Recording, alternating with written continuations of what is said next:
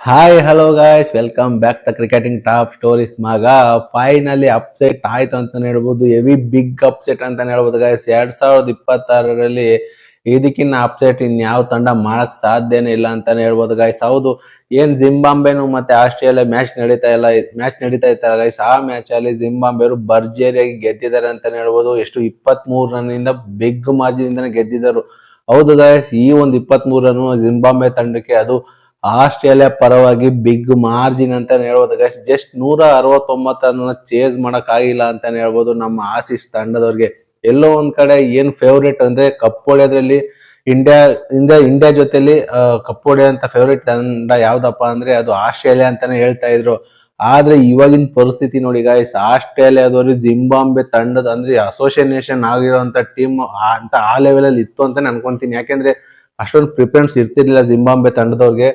ಆದ್ರೆ ನೋಡಿ ಗೈಸ್, ಇವತ್ತಿನ ಮ್ಯಾಚ್ ಅಲ್ಲಿ ಜಿಂಬಾಬ್ವೆ ವಿರುದ್ಧ ಮಣ್ಣು ಮುಕ್ಕಿದ್ದಾರೆ ಅಂತಾನೆ ಹೇಳ್ಬೋದು. ಮಣ್ಣು ಮುಕ್ಕಿರೋದಲ್ಲ ಗೈಸ್, ಮಣ್ಣು ಮುಗಿಸಿದ್ದಾರೆ ಅಂತಾನೆ ಹೇಳ್ಬೋದು. ಜಿಂಬಾಬ್ವೆ ತಂಡದವರು ಕ್ರೇಜಿ ಪರ್ಫಾರ್ಮೆನ್ಸ್ ಕೊಟ್ಟಿದ್ದಾರೆ ಗೈಸ್. ಓಕೆ, ಸ್ಟಾರ್ಟಿಂಗ್ ಇಂದ ಬರೋದಾದ್ರೆ ಗೈಸ್, ಏನು ಆಸ್ಟ್ರೇಲಿಯಾದವರು ಟಾಸ್ ಗೆದ್ದು ಜಿಂಬಾಬ್ವೆ ಅವರಿಗೆ ಬ್ಯಾಟಿಂಗ್ ಆಡೋದಕ್ಕೆ ಹೇಳ್ತಾರೆ. ಆ ಬೌಲಿಂಗು ಇಲ್ಲ, ಬ್ಯಾಟಿಂಗ್ ಇಲ್ಲ, ಫೀಲ್ಡಿಂಗು ಇಲ್ಲ, ಎಲ್ಲದರಲ್ಲೂ ಝೀರೋ ಪರ್ಫಾರ್ಮೆನ್ಸ್ ಕೊಟ್ಟಿದ್ದಾರೆ ಅಂತಾನೆ ಹೇಳ್ಬೋದು ಗೈಸ್. ಇವತ್ತಿನ ಮ್ಯಾಚ್ ಅಲ್ಲಿ ಆಸ್ಟ್ರೇಲಿಯಾದವರು ಎಲ್ಲೋ ಒಂದ್ ಕಡೆ ಲೇಜಿ ಆಗ್ಬಿಟ್ರ ಅಂತ ನನ್ಗನ್ಸುತ್ತೆ. ಯಾಕೆಂದ್ರೆ ಅಷ್ಟು ಈಸಿಯಾಗಿ ಬಿಟ್ಕೊಟ್ರು ಅಂತ ಅನ್ಸುತ್ತೆ. ಈಸಿಯಾಗಿ ಬಿಟ್ಕೊಟ್ರು ಅಥವಾ ಏನು ಒಂದು ಟಫ್ ಕಾನ್ಫಿಡೆಂಟ್ ಕೊಟ್ರು ಜಿಂಬಾಬ್ವೆ ನಂಗಂತೂ ಒಂದು ಗೊತ್ತಾಗ್ತಾ ಇಲ್ಲ ಗೈಸ್. ಒಟ್ನಲ್ಲಿ ಇದಂತೂ ಬಿಗ್ ಅಪ್ಸೆಟ್ ಅಂತಾನೆ ಹೇಳ್ಬೋದು guys. Okay guys, first innings ಇಂದ ಬರೋದಾದ್ರೆ ಜಿಂಬಾಬ್ವೆ ಅವರು ಟಾಸ್ ಸೋತು ಫಸ್ಟ್ ಬ್ಯಾಟಿಂಗ್ ಆಡ್ತಾರೆ. ಫೈನಲ್ ಆಗಿ 169, ಜಸ್ಟ್ 2 ವಿಕೆಟ್ ಗೈಸ್ ಕಳ್ಕೊಳ್ಳೋದು. ಅಂದ್ರೆ ಆಸ್ಟ್ರೇಲಿಯಾದವರು ಎಫೆಕ್ಟೇ ಆಗಿಲ್ಲ ಬೌಲಿಂಗ್ ಅಲ್ಲಿ ಅಂತಾನೆ ಅರ್ಥ ಮಾಡ್ಕೋಬಹುದು. ಯಾಕಂದ್ರೆ ಅನ್ಎಕ್ಸ್ಪೀರಿಯನ್ಸ್ ಇರೋದ್ರಿಂದ ಬ್ಯಾಟ್ ಕಮಿನ್ಸ್ ಇಲ್ಲ, ಹೇಜಲ್ವುಡ್ ಇಲ್ಲ, ಮತ್ತೆ ಸ್ಟಾರ್ಕ್ ಇಲ್ಲ, ಈ 3 ಜನದ ಕೊರತೆ ಇವಾಗ ಕಾಣಿಸ್ತಾ ಇದೆ ಅಂತಾನೆ ಹೇಳ್ಬೋದು ಆಸ್ಟ್ರೇಲಿಯಾ ತಂಡದವರಿಗೆ. ಒಟ್ಟಿನಲ್ಲಿ 169 ಜಸ್ಟ್ 2 ವಿಕೆಟ್ ತಗೊಂತಾರೆ. ಅದರಲ್ಲಿ ಸ್ಟಾಯ್ನಿಸ್ 1 ವಿಕೆಟ್ ತಗೊಂತಾರೆ, ಮತ್ತೆ ಗ್ರೀನ್ 1 ವಿಕೆಟ್ ತಗೊಂತಾರೆ ಅಂತಾನೆ ಹೇಳ್ಬೋದು. ಇದರಲ್ಲಿ ಬೆನೆಟ್ ಅವರು 50 ಹೊಡಿತಾರೆ, 64 ಹೊಡಿತಾರೆ, ಮತ್ತೆ ಮುರ್ಮಾನಿಯನ್ನು 35 ಹೊಡಿತಾರೆ, ಮತ್ತೆ ರೇಲ್ ಬುರ್ಲಮ್ ಅವರು 35 ಹೊಡಿತಾರೆ, ಮತ್ತೆ ಸಿಕಂದರ್ ರಾಜಾ ಲಾಸ್ಟ್ ಅಲ್ಲಿ 25 ಹೊಡಿತಾರೆ. ಜಸ್ಟ್ 12-13 ಬಾಲಲ್ಲಿ ಸಖತ್ ಫಿನಿಶಿಂಗ್ ಮಾಡಿಕೊಟ್ಟು 169 ಟಾರ್ಗೆಟ್ ಕೊಡ್ತಾರೆ ಗೈಸ್. ಈ ಒಂದು ಟಾರ್ಗೆಟ್ ನ ಆರಾಮಾಗಿ ಚೇಸ್ ಮಾಡ್ತಾರೆ ಅಂತ ಎಲ್ಲರೂ ಅಂತ ಅನ್ಕೊಂಡಿದ್ವಿ. ಆದ್ರೆ ಗೈಸ್, 2 ಅಂಕಿನೂ ದಾಟಕ್ ಆಗ್ತಿಲ್ಲ ಅಂತಾನೆ ಹೇಳ್ಬೋದು. ಒದ್ದಾಡ್ತಿದ್ದಾರೆ, ತಿಣ್ಕಾಡ್ತಿದ್ದಾರೆ ಅಂತಾನೆ ಹೇಳ್ಬೋದು. ರನ್ ಹೊಡೆಯೋದಕ್ಕೆ ಆಸ್ಟ್ರೇಲಿಯಾದವರು ಅಷ್ಟು ಸಖತ್ತಾಗಿ ಬೌಲಿಂಗ್ ಮಾಡಿದ್ದಾರೆ ಅಂತಾನೆ ಹೇಳ್ಬೋದು ಗೈಸ್.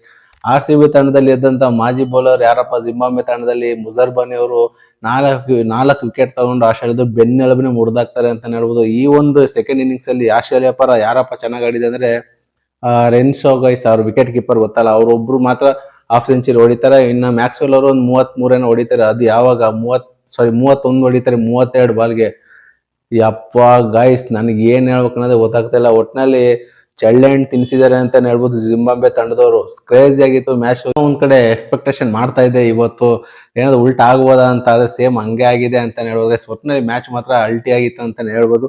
ಓವರ್ ಆಲ್ ಆಗಿ ಜಿಂಬಾಬ್ವೆಯವರು 23 ಗೆಲ್ತಾರೆ. ಆಸ್ಟ್ರೇಲಿಯಾದವರು ಜಸ್ಟ್ 143 ಆಲ್ ಔಟ್ ಹೋಗ್ತಾರೆ ಅಂತಾನೆ ಹೇಳ್ಬೋದು ಗೈಸ್. ಏನ್ ಹೇಳ್ಬೇಕು ಅನ್ನೋದೇ ಗೊತ್ತಾಗ್ತಾ ಇಲ್ಲ. ಹೆಂಗೆ ಅವ್ರಿಗೆ ಪ್ರೆಸ್ ಕಾನ್ಫರೆನ್ಸ್ ಆಗಲಿ, ಅವರ ಒಂದು ಆಸ್ಟ್ರೇಲಿಯಾ ಫ್ಯಾನ್ಸ್ ಗಳ ಮುಂದೆ ಯಾವ ತರ ಒಂದು ಮಕ ಇಟ್ಕೊಂಡು ಮಾತಾಡ್ತಾರೆ, ಒಂದು ದೊಡ್ಡ ಯಕ್ಷ ಪ್ರಶ್ನೆ ಅಂತಾನೆ ಹೇಳ್ಬೋದು. ಇವತ್ತಿನ ಮ್ಯಾಚ್ ಮಾತ್ರ ಅಲ್ಟಿ ಆಗಿತ್ತು ಅಂತಾನೆ ಹೇಳ್ಬೋದು ಗೈಸ್.